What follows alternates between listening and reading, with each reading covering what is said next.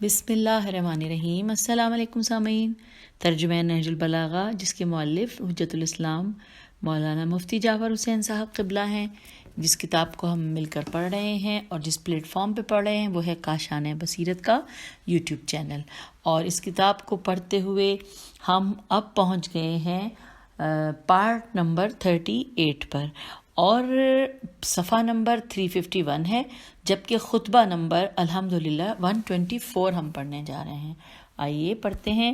لکھا ہے کہ جب مال کی تقسیم میں آپ کے برابری و مساوات کا اصول برتنے پر کچھ لوگ بگڑ اٹھے تو آپ نے ارشاد فرمایا، بسم اللہ الرحمن الرحیم، کیا تم مجھ پر یہ امر عائد کرنا چاہتے ہو کہ میں جن لوگوں کا حاکم ہوں ان پر ظلم و زیادتی کر کے کچھ لوگوں کی امداد حاصل کروں؟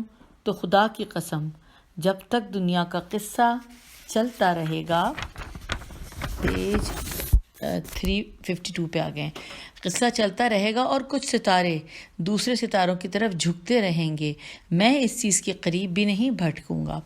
اگر یہ خود میرا مال ہوتا جب بھی میں اسے سب میں برابر تقسیم کرتا، چاہے کہ یہ مال اللہ کا مال ہے۔ دیکھو، بغیر کسی حق کے داد و دہش کرنا بے اعتدالی اور فضول خرچی ہے، اور یہ اپنے مرتکب کو دنیا میں بلند کر دیتی ہے لیکن آخرت میں پست کرتی ہے، اور لوگوں کے اندر عزت میں اضافہ کرتی ہے مگر اللہ کے نزدیک ذلیل کرتی ہے۔ اور اللہ کے نزدیک ذلیل کرتی ہے۔ جو شخص بھی مال کو بغیر استحقاق کے یا نااہل افراد کو دے گا، اللہ اسے ان کے شکریہ سے محروم ہی رکھے گا، اور ان کی دوستی و محبت بھی دوسروں ہی کے حصے میں جائے گی۔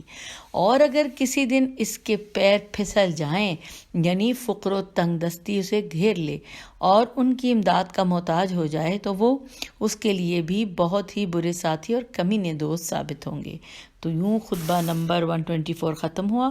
آئیے اب ہم پڑھنے جا رہے ہیں خطبہ نمبر 125، جس کے بارے میں لکھا ہے کہ خوارج کے متعلق فرمایا۔ کیا فرمایا؟ ہم پڑھتے ہیں جی، بسم اللہ الرحمن الرحیم۔ اگر تم اس خیال سے باز آنے والے نہیں ہو کہ میں نے غلطی کی اور گمراہ ہو گیا ہوں، تو میری گمراہی کی وجہ سے امت محمد صلی اللہ علیہ وآلہ وسلم کے عام افراد کو کیوں گمراہ سمجھتے ہو، اور میری غلطی کی پاداش انہیں کیوں دیتے ہو، اور میرے گناہوں کے سبب سے انہیں کیوں کافر کہتے ہو؟ تلواریں کندھوں پر اٹھائے ہر موقع و بے موقع جگہ پر وار کیے جا رہے ہو، اور بے خطاؤں کو خطا کاروں کے ساتھ ملائے دیتے ہو، حالانکہ تم جانتے ہو کہ رسول اللہ صلی اللہ علیہ وآلہ وسلم نے جب زانی کو سنگسار کیا تو نماز جنازہ بھی اس کی پڑھی، اور اس کے وارثوں کو اس کا ورثہ بھی دلوایا، اور قاتل سے قصاص لیا تو اس کی میراث اس کے گھر والوں کو دلائی۔ چور کے ہاتھ کاٹے اور زنائے غیر محسنہ کے مرتکب کو تازیانے لگوائے تو اس کے ساتھ انہیں مال غنیمت میں سے حصہ بھی دیا۔ پیج 353 پہ ہم آ گئے ہیں۔ حصہ بھی دیا، اور انہوں نے مسلمان ہونے کی حیثیت سے مسلمان عورتوں سے نکاح بھی کیے۔ اس طرح رسول اللہ صلی اللہ علیہ وآلہ وسلم نے ان کے گناہوں کی سزا ان کو دی، اور جو ان کے بارے میں اللہ کا حق یعنی حد شرعی تھا اسے جاری کیا، مگر انہیں اسلام کے حق سے محروم نہیں کیا، اور نہ اہل اسلام سے ان کے نام خارج کیے۔ اس کے بعد ان شرانگیزیوں کے معنی یہ ہیں کہ تم ہو ہی شرپسند، اور وہ کہ جنہیں شیطان نے اپنی مقصد براری کی راہ پر لگا رکھا ہے اور گمراہی کے سنسان بیابان میں لا پھینکا ہے۔ یاد رکھو کہ میرے بارے میں دو قسم کے لوگ تباہ و برباد ہوں گے، ایک حد سے زیادہ چاہنے والے جنہیں محبت کی افراد غلط راستے پر لگاوے گی، اور ایک میرے مرتبے میں کمی کر کے دشمنی رکھنے والے کہ جنہیں یہ عناد حق سے بے راہ کر دے گا۔ میرے متعلق درمیانی راہ اختیار کرنے والے ہی سب سے بہتر حالت میں ہوں گے۔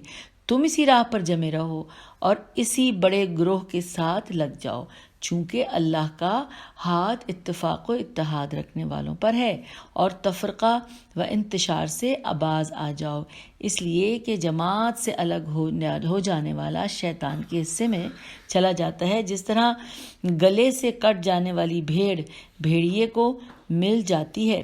خبردار، جو بھی ایسے نعرے لگا کر اپنی طرف بلائے اسے قتل کر دو، اور اگر وہ اسی امامے کے نیچے کیوں نہ ہو، قتل کر دو اگرچہ وہ اسی امامے کے نیچے کیوں نہ ہو، یعنی پیج 354، یعنی میں خود کیوں نہ ہوں، اور وہ دونوں حکم اور بریکٹ میں لکھا ہے ابو موسیٰ و عمرو ابن عاص تو صرف اس لیے ثالث مقرر کیے گئے تھے کہ وہ انہی چیزوں کو زندہ کریں جنہیں قرآن نے زندہ کیا ہے، اور انہی چیزوں کو نیست و نابود کر دیں جنہیں قرآن نے نیست و نابود کیا ہے۔ کسی چیز کے زندہ کرنے کے معنی یہ ہیں کہ اس پر یکجہتی کے ساتھ متحد ہوا جائے، اور اس کے نیست و نابود کرنے کا مطلب یہ ہے کہ اس سے علیحدگی اختیار کر لی جائے۔ اب اگر قرآن ہمیں ان لوگوں کی اطاعت کی طرف لے جاتا تو ہم ان کے پیرو بن جاتے، اور اگر انہیں ہماری طرف لائے تو پھر انہیں ہمارا اتباع کرنا چاہیے۔ تمہارا برا ہو، میں نے کوئی مصیبت تو کھڑی نہیں کی اور نہ کسی بات میں تمہیں دھوکہ دیا ہے، اور نہ اس میں فریب کاری کی ہے۔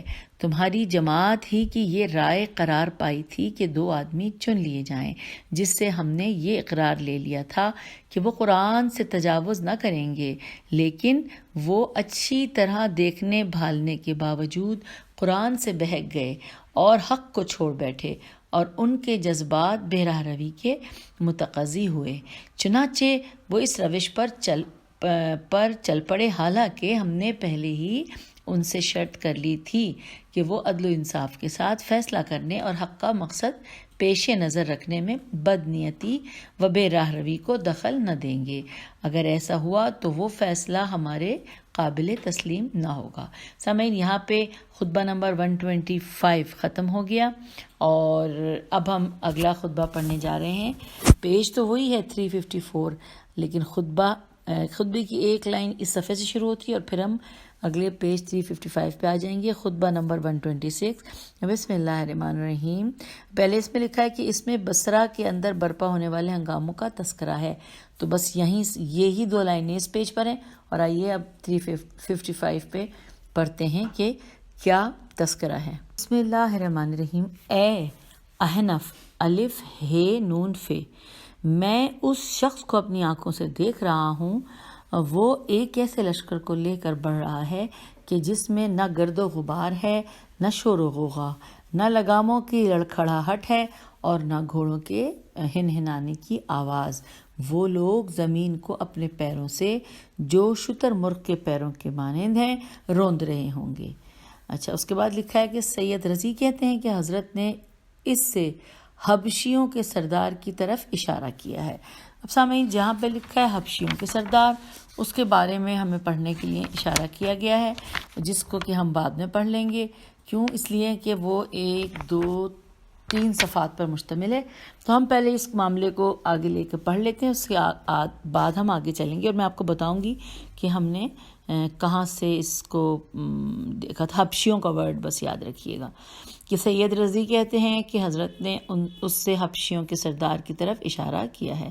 پھر آپ نے فرمایا کہ ان لوگوں کے ہاتھوں سے کہ جن کے قتل ہو جانے والوں پر بین نہیں کیا جاتا اور گم ہونے والوں کو ڈھونڈا نہیں جاتا، تمہاری ان آباد گلیوں اور سجے سجائے مکانوں کے لیے تباہی ہے کہ جن کے چھجے گدوں کے پروں اور ہاتھیوں کی سونڈوں کے مانند ہیں۔ میں دنیا کو اوندھے منہ گرانے والا اور اس کی بساط کا صحیح اندازہ رکھنے والا اور اس کے لائق حال نگاہوں سے دیکھنے والا ہوں۔ اسی خطبے میں ذیل میں ترکوں کی حالت کی طرف اشارہ کیا ہے۔ میں ایسے لوگوں کو دیکھ رہا ہوں۔ اب جب یہاں لکھا ہے سامعین میں ایسے لوگوں کو دیکھ رہا ہوں، اس کے بارے میں بھی ہمیں حاشیے میں پڑھنے کے لیے کہا ہے، وہ بھی ہم بس خود جیسے آگے چلتے جائیں گے پڑھتے جائیں گے۔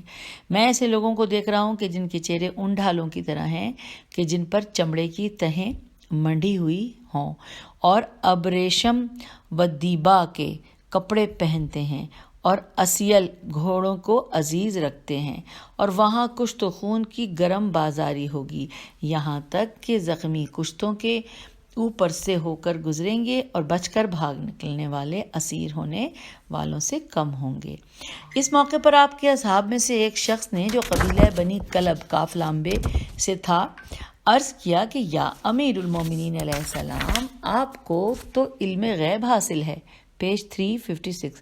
آپ کو تو علم غیب حاصل ہے، جس پر آپ ہنسے اور فرمایا کہ اے برادر قلبی، یہ علم غیب نہیں بلکہ ایک صاحب علم یعنی کہ بریکٹ میں لکھا ہے رسول اکرم صلی اللہ علیہ وآلہ وسلم سے معلوم کی ہوئی باتیں ہیں۔ علم غیب تو قیامت کی گھڑی اور ان چیزوں کے جاننے کا نام ہے کہ جنہیں اللہ تعالیٰ نے ان اللہ عندہ علم الساعۃ والی آیت میں شمار کیا ہے۔ چنانچہ اللہ ہی جانتا ہے کہ شکموں میں کیا ہے، نر ہے یا مادہ، بدصورت ہے یا خوبصورت، سخی ہے یا بخیل، بدبخت ہے یا خوشبخت، اور کون جہنم کا ایندھن ہوگا اور کون جنت میں نبیوں کا رفیق ہوگا۔ یہ وہ علم غیب ہے جسے اللہ کے سوا کوئی نہیں جانتا۔ رہا دوسری چیزوں کا علم تو وہ اللہ نے اپنے نبی صلی اللہ علیہ وآلہ وسلم کو دیا، اور نبی صلی اللہ علیہ وآلہ وسلم نے مجھے بتایا اور میرے لیے دعا فرمائی کہ میرا سینہ انہیں محفوظ رکھے اور میری پسلیاں انہیں سمیٹے رہیں۔ تو سامعین، یہاں پہ ایک لائن کھینچی ہوئی ہے، یعنی کہ ہم خطبہ جو پڑھ رہے تھے اور جو علامہ رضی صاحب نے کہا تھا وہ پڑھ لیا۔ اب جو اشارہ تھا نمبر 1 جہاں پہ ہم نے دیکھا تھا کہ جہاں پہ دوبارہ میں بتاتی ہوں آپ کے، جہاں لکھا تھا کہ سید رضی کہتے ہیں کہ حضرت نے اس سے حبشیوں کے سردار کی طرف اشارہ کیا ہے، اور وہاں پہ اشارہ تھا کہ ہم یہاں پڑھیں۔ آئیے ہم پڑھتے ہیں۔ لکھا ہے علی ابن محمد رے بڑھیے کے مضافات میں ورزنین نامی ایک گاؤں میں پیدا ہوا۔ خوارج کے فرقے ازارقہ سے تعلق رکھتا تھا اور خود کو محمد مختفی ابن عیسیٰ ابن زید ابن علی کا فرزند کہہ کر سیادت کا مدعی بنتا تھا، مگر اہل انساب و سیر نے اس کے دعوے سیادت کو تسلیم کرنے سے انکار کیا اور اس کے باپ کا نام محمد ابن احمد کے بجائے محمد ابن ابراہیم تحریر کیا ہے، جو قبیلہ عبد القیس سے تھا اور ایک سندھی کنیز کے بطن سے متولد ہوا تھا۔ علی ابن محمد نے 255 ہجری میں مہدی باللہ کے دور میں خروج کیا اور اطراف بصرہ میں بسنے والے غلاموں کو مال و دولت اور آزادی کا لالچ دے کر اپنے ساتھ ملا لیا، اور 17 شوال 257 ہجری میں مار دھاڑ کرتا ہوا بصرے کے اندر داخل ہوا، اور صرف 2 دن میں 30,000 افراد کو کہ جن میں بچے بوڑھے عورتیں سبھی تھیں موت کے گھاٹ اتار دیا، اور ظلم و صفاقی اور وحشت و خونخواری کی انتہا کر دی، مکانوں کو مسمار کر دیا اور مسجدوں میں آگ لگا دی، اور لگاتار 14 برس تک قتل و غارت گری کے بعد موافق کے دور میں صفر 270 ہجری میں قتل ہوا، اور لوگوں کو اس کی تباہ کاریوں سے نجات ملی۔ امیر المومنین علیہ السلام کی یہ پیشین گوئی ان پیشین گوئیوں میں سے ہے جو آپ کے اہل امامت پر روشنی ڈالتی ہیں۔ چنانچہ اس کے لشکر کی جو کیفیت بیان فرمائی ہے کہ نہ اس میں گھوڑوں کے ہنہنانے کی آواز اور نہ ہتھیاروں کے کھڑکھڑانے کی صدا ہوگی۔ پیج 357۔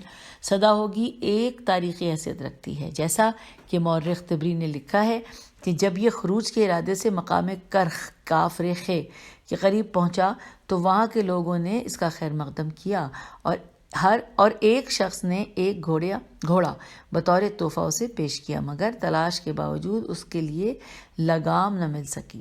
آخر کار ایک رسی کی لگام دے کر اس پر سوار ہوا، اور یوں ہی اس کے لشکر میں اس وقت صرف 3 تلواریں تھیں، ایک خود اس کے پاس اور ایک علی ابن مہبی میم ہے بے چھوٹی ہے یا لام بے چھوٹی ہے، اور ایک محمد ابن مسلم کے پاس، اور بعد میں لوٹ مار سے کچھ اور اسلحہ ان کے ہاتھ لگ گیا تھا۔ یہ ہم نے پڑھ لیا جو کہ خطبے میں نمبر 1 لکھا تھا کہ یہ جا کے ہم پڑھیں۔ اس کے بعد ایک اور جگہ آپ کو یاد ہوگا، میں نے آپ سے کہا تھا کہ اس کو بھی ہم جا کے ہم خطبے کے بعد تفصیل میں جانیں گے، وہ بھی میں آپ کو بتانے لگی ہوں کہ وہ کیا ورڈ تھا۔ وہ سامعین وہ والا جو ورڈ تھا اس کو ہمیں یہ دیکھنا ہے کہ یہ اسی میں لکھا تھا کہ یہ میں پچھلا پڑھ کے بتا رہی ہوں کہ اسی خطبے کے ذیل میں ترکوں کی حالت کی طرف اشارہ کیا ہے. میں ایسے لوگوں کو دیکھ رہا ہوں. جہاں پر یہ بات پڑھی تھی نا اس خطبے میں سامعین یا جو پہلے، تو اس کو دیکھیے، اس کو ہم نے پڑھنا تھا کہ ایسے لوگوں کو دیکھ رہا ہوں. اب کیسے کو دیکھ رہا ہوں، آئیے یہ ہم اس کے بارے میں پڑھتے ہیں. یہ لکھا ہے کہ امیر المومنین علیہ السلام کی پیشن گوئی تاتاریوں کے حملے کے متعلق ہے جو ترکستان کے شمال مشرق کی جانب صحرائے منگولیا کے رہنے والے تھے. ان نیم وحشی قبیلوں کی زندگی لوٹ مار اور قتل و غارت میں گزرتی تھی اور آپس میں لڑتے بھڑتے اور گرد و نواح پر حملے کرتے رہتے تھے. ہر قبیلے کا سردار الگ الگ ہوتا تھا جو ان کی حفاظت کا ذمہ دار سمجھا جاتا تھا.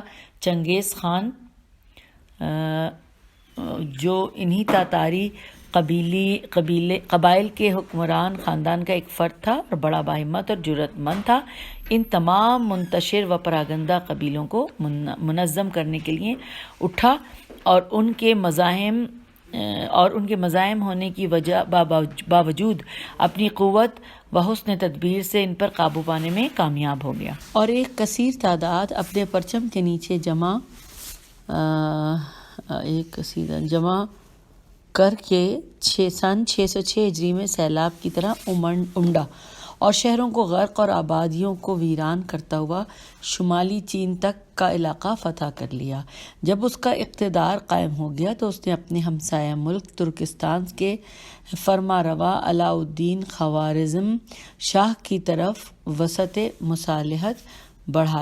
مصالحت بڑھایا اور ایک وفد بھیج کر اس سے عہد لیا کہ تاتاری تاجر اس کے علاقے میں خرید و فروخت کے لیے آتے جاتے رہتے ہیں، ان کے تاجروں پر جاسوسی کا الزام لگا کر ان کا مال لوٹ لیا اور انہیں دائی اطرار کے ذریعے قتل کروا دیا. چنگیز خان کو جب معاہدے کی خلاف ورزی اور تاتاری تاجروں کے مارے جانے کا علم ہوا تو اس کی آنکھوں سے شرارے برسنے لگے. غصے میں پیچ و تاب کھانے لگا اور علاء الدین کو پیغام بھیجا کہ وہ تاتاری تاجروں کا مال واپس کرے اور والی اطرار کو اس کے حوالے کرے. مگر علاء الدین اپنی قوت و طاقت کے نشے میں مدہوش تھا. اس نے کوئی پرواہ نہ کی اور ناعاقبت اندیشی سے کام لیتے ہوئے چنگیز خان کے ایلچی کو بھی مروا دیا. اب چنگیز خان میں تاب ضبط نہ رہی، اس کی آنکھوں میں خون اتر آیا، شمشیر بکف اٹھ کھڑا ہوا اور تاتاری جنگجو باور رفتار گھوڑے دوڑاتے ہوئے بخارا پر چڑھ دوڑے. علاء الدین بھی 4 لاکھ نبرد-آزماؤں کے ساتھ مقابلے کو نکلا مگر تاتاریوں کے تابڑتوڑ حملوں کو نہ روک سکا اور چند ہی حملوں میں سپر انداختہ ہو کر جیہون کے راستے سے نشاپور کی طرف بھاگ کھڑا ہوا. تاتاریوں نے بخارا کی اینٹ سے اینٹ بجا دی، مسجدوں اور مدرسوں کو مسمار اور گھروں کو پھونک کر راکھ کا ڈھیر کر دیا اور بلا امتیاز زن و مرد سب کو موت کی گھاٹ اتار دیا اور اگلے سال سمرقند پر یورش کی اور اسے بھی تباہ و برباد کر کے رکھ دیا. علاء الدین کے نکل بھاگنے کے بعد اس کے بیٹے جلال الدین خوارزم شاہ نے حکومت کی باغ دوڑ سنبھال لی تھی.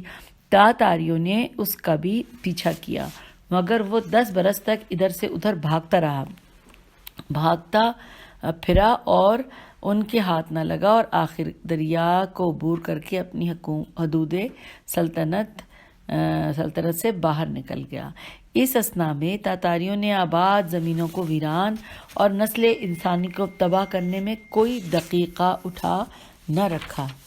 ہم آگئے ہیں پیج 358 پر. دقیقہ اٹھا نہ رکھا، نہ کوئی شہر ان کی غارت گریوں سے بچ سکا اور نہ کوئی آبادی ان کی پامالیوں سے محفوظ رہ سکی. جدھر کا رخ کیا مملکتوں کو تہوبالا کر دیا، حکومت کا تختہ الٹ دیا اور تھوڑے عرصے میں ایشیا کے بالائی حصے پر اپنا اقدام قائم کر لیا. جب سن 622 ہجری میں چنگیز خان کا انتقال ہوا تو اس کی جگہ اس کا بیٹا اوکتائی خان تخت نشین ہوا، جس نے 628 میں ہجری میں جلال الدین کو ڈھونڈ نکالا اور اسے قتل کر دیا. اس کے بعد چنگیز خان کے دوسرے لڑکے تولی تیواؤ لام چھوٹی خان کا بیٹا منکو خان تخت حکومت پر بیٹھا۔ منقو خان کے بعد قبیلائی خان مملکت کے ایک حصے کا وارث ہوا اور وسط ایشیا اس کے بھائی ہلاکو خان کے حصے میں آیا۔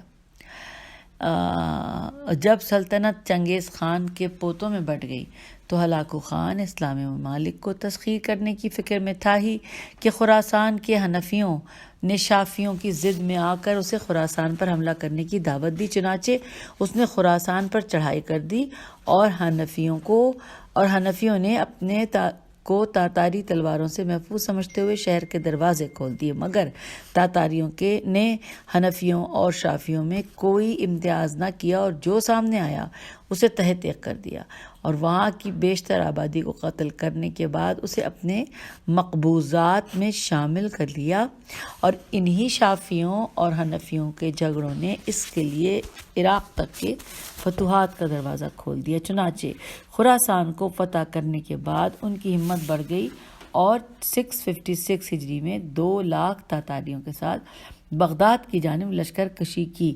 معتصم باللہ کی فوج اور اہل بغداد نے مل کر مقابلہ کیا، مگر اس سیلاب بے بلا کو روکنا ان کے بس میں نہ تھا۔ چنانچہ تاتاری مار دھاڑ کرتے ہوئے عاشورہ کے دن بغداد کے اندر داخل ہو گئے اور 40 دن تک اپنی خون آشام تلواروں کی پیاس بجھاتے رہے۔ گلی کوچوں میں خون کی ندیاں بہا دیں، راستے لاشوں سے پاٹ دیے، لاکھوں آدمیوں کو تہہ تیغ کر دیا اور معتصم باللہ کو پیروں کے نیچے روند کر مار ڈالا، اور صرف وہی لوگ بچ سکے جو کنوؤں اور تہخانوں میں چھپ کر ان کی آنکھوں سے اوجھل رہ سکے۔ یہ تھی بغداد کی وہ تباہی کہ جس سے عباسی سلطنت بنیاد سے ہل گئی اور اس کا پرچم پھر لہرا نہ سکا۔ بعض مورخین نے اس تباہی اور بربادی کی ذمہ داری ابن القمی پر عائد کی ہے کہ اس نے شیعوں کے قتل عام اور محلے کرخ کی تباہی سے متاثر ہو کر نصیر الدین طوسی وزیر ہلاکو خان کی وساطت سے اسے بغداد پر حملہ آور ہونے کی دعوت دی۔ اگر ایسا ہو بھی تو اس تاریخی حقیقت کو نظر انداز نہیں کیا جا سکتا کہ اس سے پہلے اسلامی ممالک پر حملہ کرنے کی تحریک خلیفہ عباسی ناصر الدین اللہ کر چکا تھا۔ چنانچہ جب خوارزمیوں نے مرکز خلافت کے اقتدار کو تسلیم کرنے سے انکار کر دیا تو اس نے چنگیز خان کو خوارزم پر حملہ کرنے کے لیے کہلوایا تھا، جس سے تاتاریوں کو یہ اندازہ ہو گیا کہ مسلمانوں میں یکجہتی و اتحاد نہیں ہے، اور پھر حنفیوں نے شافیوں کی سرکوبی کے لیے ہلاکو خان کو بلاوا بھیجا تھا، جس کے نتیجے میں خراسان پر ان کا اقتدار قائم ہو گیا اور بغداد کی طرف پیش قدمی کرنے کے لیے انہیں راستہ مل گیا۔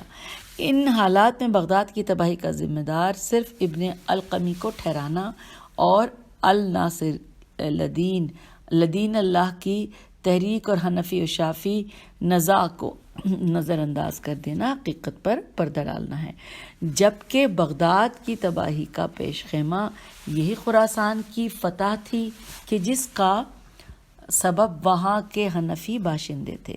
چنانچہ اسی فتح کی وجہ سے اس کا اتنا حوصلہ ہوا کہ وہ مسلمانوں کے مرکز پر حملہ آور ہوا، ورنہ محض ایک شخص کے پیغام کا نتیجہ یہ نہیں ہو سکتا تھا کہ وہ بغداد ایسے قدیم مرکز پر یلغار کرتا ہوا پہنچ جاتا کہ جس کی سطوت و ہیبت کی دھاک ایک دنیا کے دلوں پر بیٹھی ہوئی تھی۔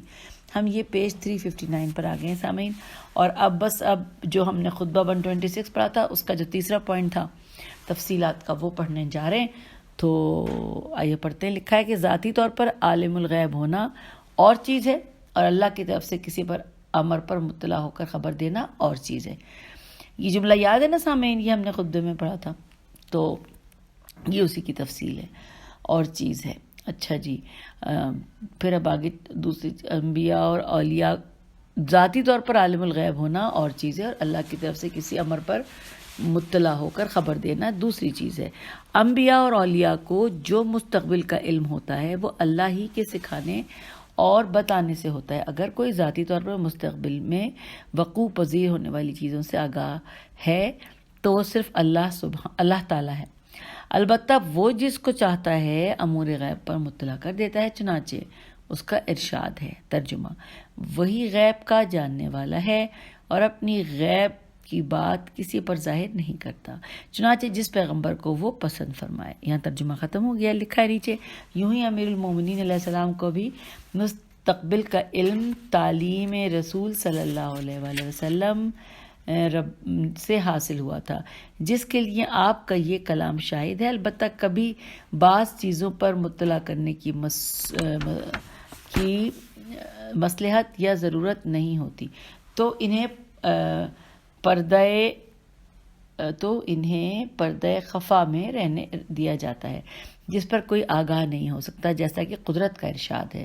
ترجمہ، بے شک قیامت کا علم اللہ ہی کے پاس ہے اور وہی میں برساتا ہے، اور شکموں میں جو کچھ ہے وہ جانتا ہے، اور کوئی شخص یہ نہیں جانتا کہ وہ کل کیا کرے گا، اور نہ کوئی شخص یہ جانتا ہے کہ وہ کس سرزمین پر مرے گا۔ بے شک اللہ ان چیزوں سے آگاہ اور باخبر ہے۔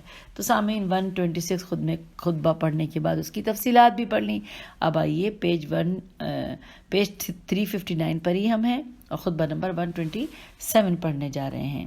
لکھا ہے کہ جس میں آپ نے پیمانوں اور ترازوؤں کا ذکر فرمایا ہے۔ بسم اللہ الرحمن الرحیم۔ اللہ کے بندوں، تم اور تمہاری اس دنیا سے بندھی ہوئی امید مقررہ مدت کے امتحان کے مہمان ہیں، اور ایسے قرضدار جن سے ادائیگی کا تقاضا کیا جا رہا ہے، عمر ہے جو گھٹتی جا رہی ہے، اور اعمال ہیں جو محفوظ ہو رہے ہیں۔ بہت سے دوڑ دھوپ کرنے والے اپنی محنت اکارت کرنے والے ہیں، اور بہت سے سعی و کوشش میں لگے رہنے والے گھاٹے میں جا رہے ہیں۔ ہم پیج 360 پہ آ گئے۔ تم ایسے زمانے میں ہو کہ جس میں بھلائی کے قدم پیچھے ہٹ رہے ہیں اور برائی آگے بڑھ رہی ہے، اور لوگوں کو تباہ کرنے میں شیطان کی ہرس تیز ہوتی جا رہی ہے۔ چنانچہ یہی وہ وقت ہے کہ اس کے ہتھ کنڈوں کا سر و سامان مضبوط ہو چکا ہے، اور اس کی سازشیں پھیل رہی ہیں، اور اس کے شکار آسانی سے پھنس رہے ہیں۔ جدھر چاہو لوگوں پر نگاہ دوڑاؤ، تم یہی دیکھو گے کہ ایک طرف کوئی فقر و فاقہ جھیل رہا ہے، اور دوسری طرف دولت مند نعمتوں کو کفران نعمت سے بدل رہا ہے، اور کوئی بخیل اللہ کے حق کو دبا کر مال بڑھا رہا ہے، اور کوئی سرکش پند و نصیحت سے کان بند کیے پڑا ہے۔ کہاں ہیں تمہارے نیک اور صالح افراد، اور کہاں ہیں تمہارے عالی حوصلہ اور کریم النفس لوگ؟ کہاں ہیں کاروبار میں دغا و فریب سے بچنے والے اور اپنے طور طریقوں میں پاک و پاکیزہ رہنے والے؟ یہاں پہ سوالیہ نشان ہے۔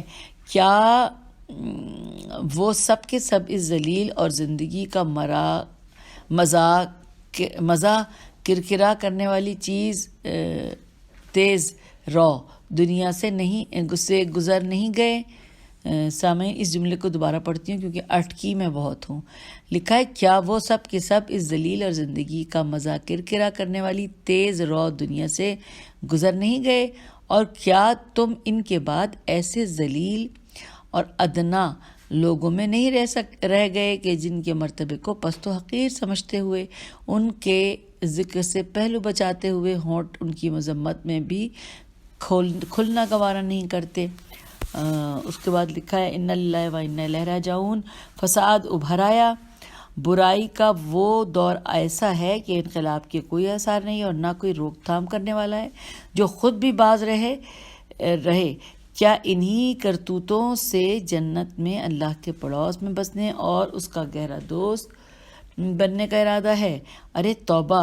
اللہ کو دھوکہ دے کے اس سے جنت میں نہیں لی جا سکتی، اور بغیر اس کی اطاعت کے اس کی رضامندی حاصل نہیں ہو سکتی۔ خدا ان لوگوں پر لعنت کرے کہ جو اوروں کو بھلائی کا حکم دیں اور خود اسے چھوڑ بیٹھیں، اور دوسروں کو بری باتوں سے روکیں اور خود ان پر عمل کرتے رہیں۔ تو سامعین، یہاں پر ہم خطبہ نمبر 127 کو مکمل کر چکے ہیں، اور پیج نمبر 360 ہی سمجھ لیجئے، یا 361 بھی ہم کہہ سکتے ہیں، کیونکہ 2 لائنیں ہم نے 361 کی بھی پڑھی ہیں جو کہ ہے خطبہ نمبر 127 ہی کا حصہ۔ تو چلیے اب اگلی آڈیو میں آپ انتظار کیجئے، ابھی ہم مل کے پڑھیں گے، اور خطبہ نمبر 128 پڑھیں گے ہم اگلی آڈیو میں۔ تب تک کے لیے اجازت دیجئے۔ خدا حافظ، فی امان اللہ۔